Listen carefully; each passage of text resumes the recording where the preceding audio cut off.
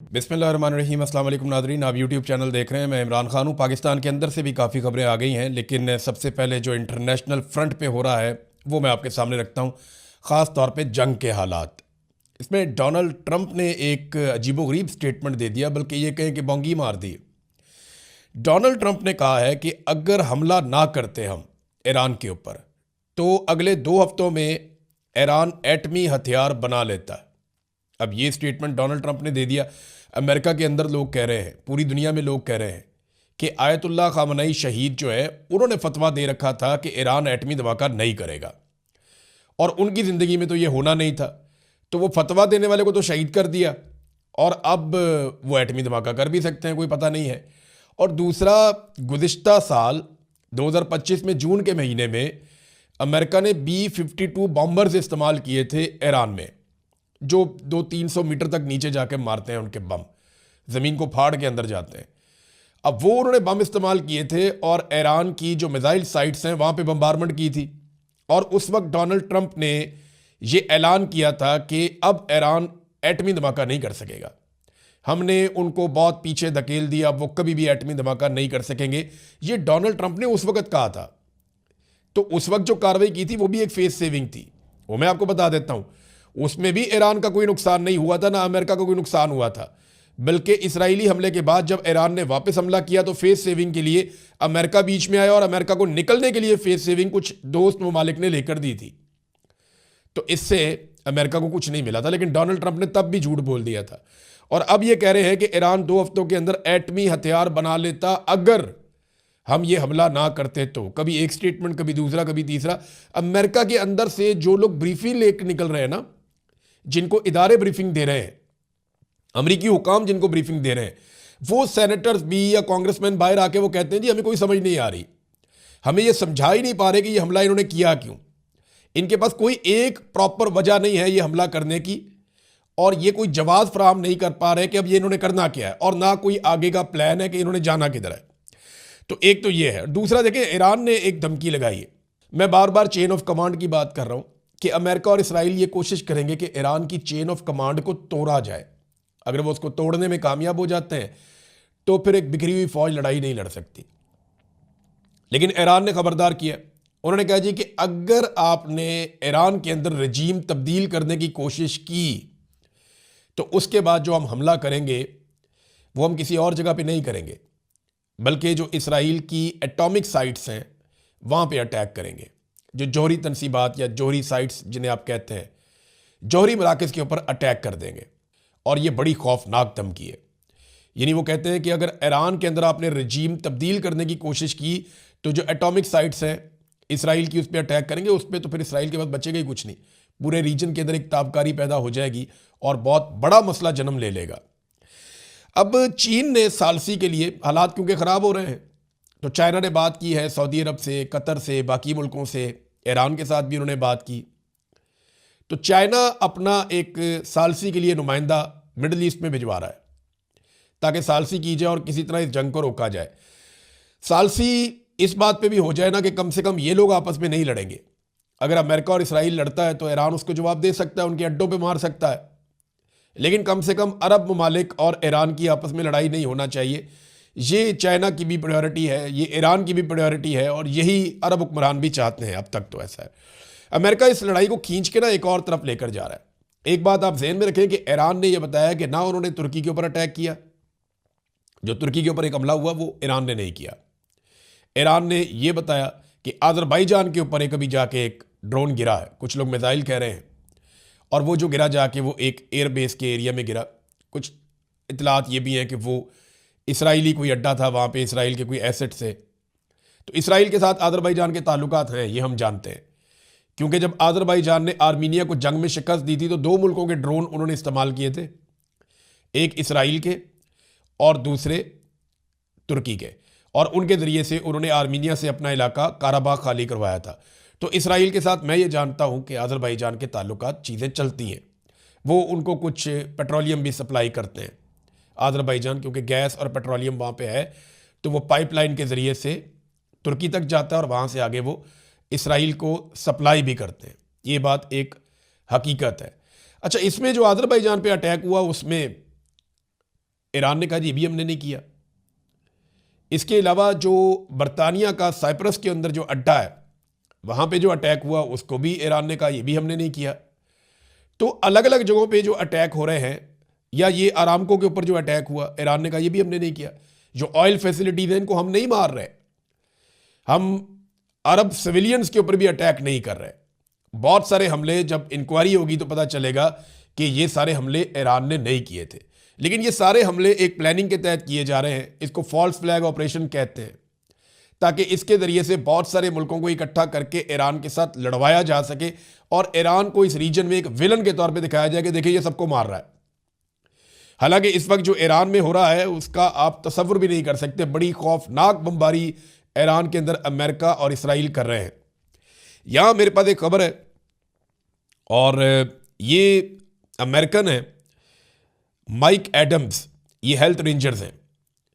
इन्होंने ये दावा किया है कि अमेरिका ईरान में उस किस्म के जंगी जराइम कर रहा है जिस तरह के जंगी जराइम किए गए थे नेतन्याहू की जानिब से गाजा में। जैसे फ़लस्तीनियों को उन्होंने मारा और मलिया मेट किया, इसी तरह अमेरिका इस वक्त डोनाल्ड ट्रंप का नाम लिया उन्होंने, वो कर रहा है ईरान के अंदर।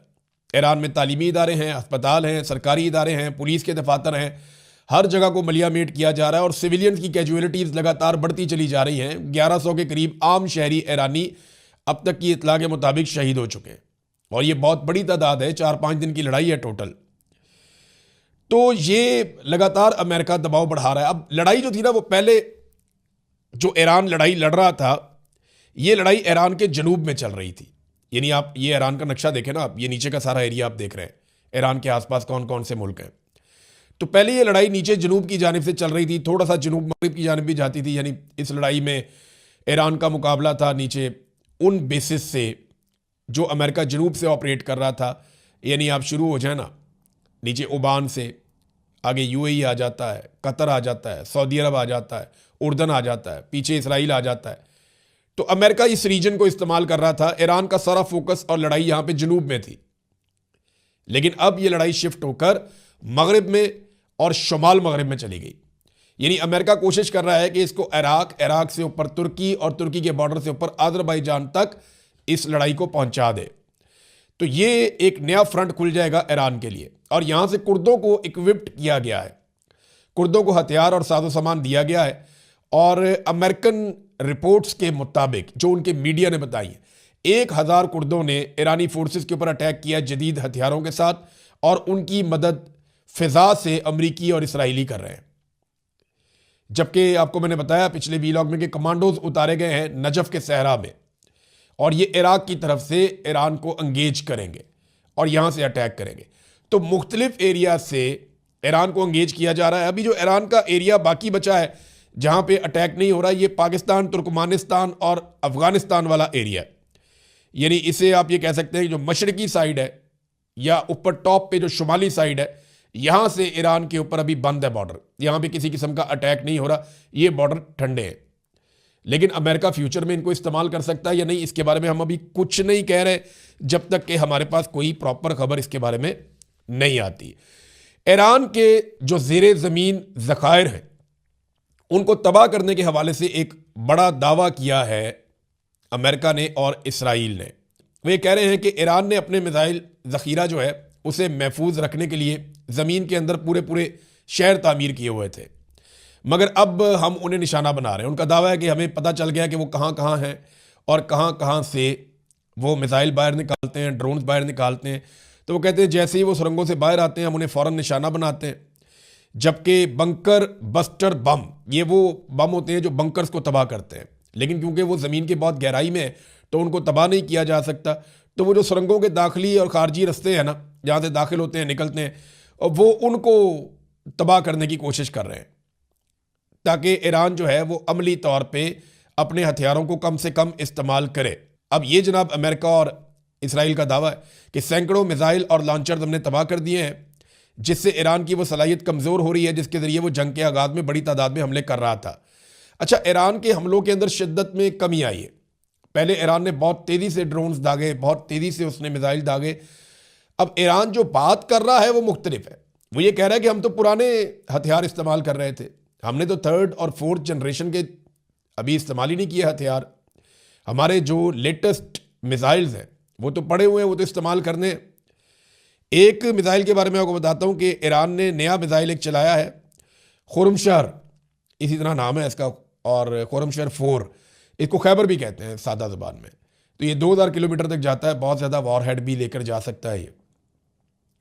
ये मिसाइल ईरान ने नया इस्तेमाल किया, इससे पहले उसने इस जंग में इसको इस्तेमाल नहीं किया। ईरान के पास काफ़ी सारे ऐसे मिसाइल हैं जो डॉक्यूमेंट पर मौजूद हैं, यानी रिकॉर्ड का हिस्सा है कि ये मिसाइल इनके पास हैं, लेकिन वो मिसाइल अभी तक ईरान ने इस्तेमाल नहीं किए इस लड़ाई में।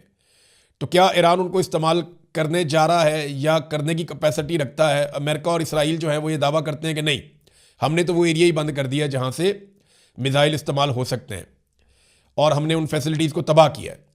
जबकि ईरान ये कह रहा है कि कुछ भी तबाह नहीं हुआ, हम जवाबी हमला करेंगे तो पता चल जाएगा। बहरहाल इस वक्त ईरान की जानिब से शिद्दत में कमी है, जबकि इसराइल और अमेरिका की जानिब से लड़ाई की शिद्दत को बढ़ाया जा रहा है।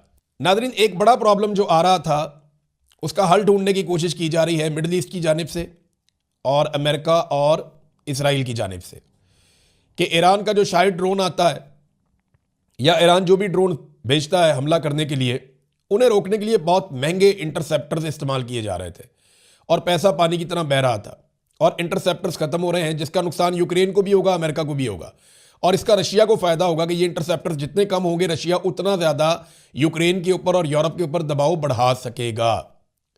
तो इन्होंने तो पानी की तरह इंटरसेप्टर्स चलाए हैं यहाँ मिडल ईस्ट में, और ईरान ने काफ़ी हद तक डैमेज कर दिया, ज़खीरा ख़त्म कर दिया। अब जाके इनके दिमाग में ये आइडिया आया कि यूक्रेन से वो ड्रोन लिए जाएं जो इंटरसेप्टर ड्रोन्स हैं, यानी ड्रोन को रोकने के लिए ड्रोन भी जा सकता है ना, और ये बहुत सस्ता है। तो यूक्रेन ने जो इंटरसेप्टर ड्रोन्स बनाए हुए हैं उनकी कीमत कितनी है पता है? उनकी कीमत है 5000 तक, यानी $3000 से $5000 तक। ईरान का जो ड्रोन है वो $20000 का है। उसको रोकने के लिए अगर $5000 का ड्रोन लगता है तो ये तो घाटे का सौदा नहीं है, 1 2 3 ड्रोन भी लग जाए तो कोई मसला नहीं है। तो अब ये ड्रोन हासिल करने की कोशिश की जा रही है मिडल ईस्ट में, अमेरिका की जानिब से और इसराइल की जानिब से, और यूक्रेन ने कहा जी हम आपको बताते हैं। लेकिन इससे पहले कि यूक्रेन बताएगा और यूक्रेन ड्रोन की सप्लाई करेगा, रशिया यूक्रेन का बॉर्डर बहुत ज़्यादा गर्म कर देगा और यूक्रेन के लिए बहुत ज़्यादा प्रॉब्लम क्रिएट कर देगा, क्योंकि रशिया प्रॉपर तरीके से मैदान में आ चुका है।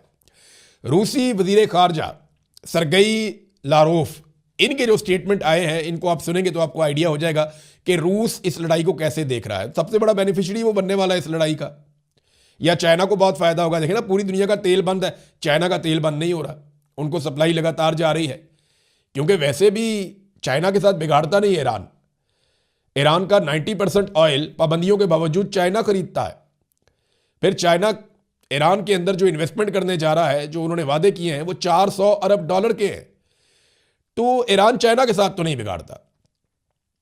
रूसी वजीर खारजा ने कहा कि वो ममालिक जो अमेरिका और इसराइल की जारहियत से मुतासिर हैं, यानी जिन ममालिक के ऊपर इसराइल और अमेरिका दबाव डालता है और उन्हें परेशान करता है, वो हमारे स्ट्रेटेजिक पार्टनर्स हैं, वो हमारे दोस्त हैं, हमारे स्ट्रेटेजिक पार्टनर्स हैं, यानी लड़ाई की नुक्ता नज़र से हम उनके साथ हैं। हम उनके लिए दीगर अमन पसंद मुल्कों के साथ मिलकर ऐसा माहौल बनाएंगे जो अमरीकी हमले को मुकम्मल तौर पर नामुमकिन बना देगा। देखिए ना, ये लड़ाई में अमेरिका बहुत बुरी तरह एक्सपोज हुआ है। ईरान से मार खाना तो अमेरिका का नहीं बनता था, लेकिन बहुत मार पड़ी है उन्हें, और ईरानियों ने मारा, उनके सारे अड्डे तबाह किए हैं यहाँ पे इस रीजन में। तो इसके बाद रशिया को और बाकी मुल्कों को बहुत हौसला मिला, जो मिलना भी चाहिए था। तो उन्होंने कहा जी हम बाकी मुल्कों के साथ मिलकर, जो ज़ेरे अताब हैं अमेरिका के और इसराइल के, हम ऐसा सिस्टम बनाएंगे, यानी इसका मतलब ये है कि अब अरबों की तरफ भी नज़र है रशिया की और बाकी मुल्कों की तरफ भी, ताकि आइंदा अटैक ना किया जा सके। फिर उन्होंने कहा हम अमेरिका और इसराइल के लिए ये फ़िज़ा इतना सख्त बना देंगे और इस हद तक जाएंगे कि ईरान के खिलाफ ये ऑपरेशन हो ही ना सके।